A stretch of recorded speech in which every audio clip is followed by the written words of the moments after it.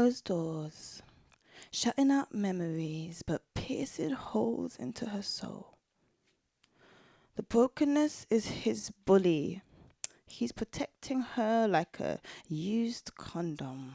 She'll say, "Why do you dethrone me publicly?" He'll say, "Why do I feel like you're never there for me?"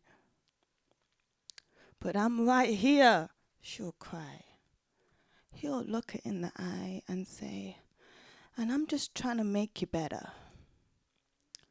Her words want to say something that doesn't need the pain relief of alcohol.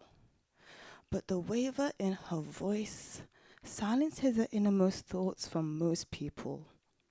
She's searching for warmth in a thin lace shawl. She's wrapping it over her arms to cover the bruises. But it barely covers her heart. Her breath is cloudy with excuses. She used to say his words, not hers. "No one's ever loved me like he has. No one's even known me like he has.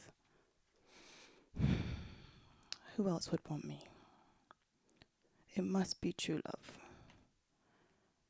She waited for this to make sense to her while he convinced her with scripture. She was disobedience in the act. Every doubt he saw in her, she took as a fact.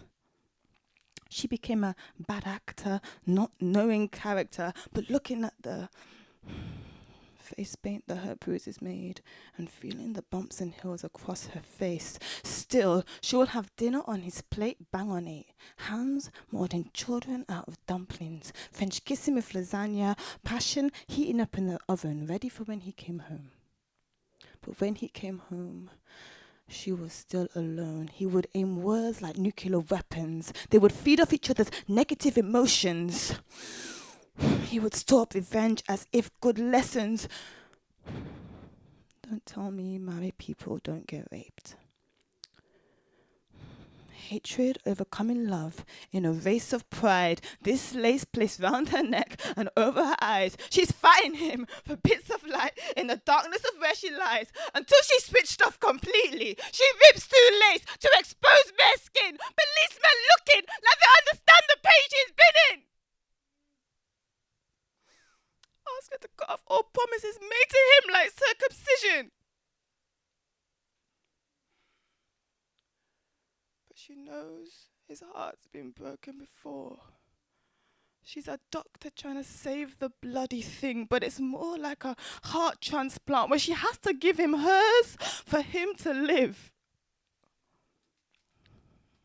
She wishes that love can get transformed into light that goes faster than the eye. That way, he won't be able to stop it penetrating his insides. She would be his superhero. Because as a little girl, her fantasies defied gravity. Now gravity pulls her down into black holes of confusion. The concussion has gone to her head and she's too dizzy to consider her future. She can't stay. She'll be destroyed. She can't leave. He'll be destroyed. The choice he's been trying to avoid making for 5 years.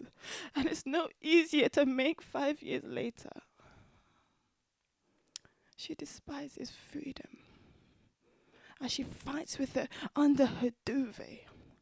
Her voice sounds to her like a out-of-tune choir, but it tells her to forgive.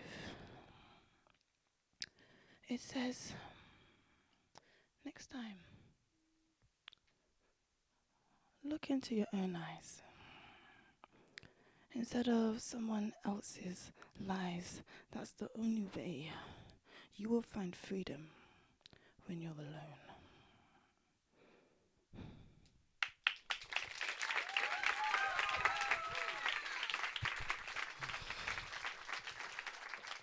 I love that poem. I love it.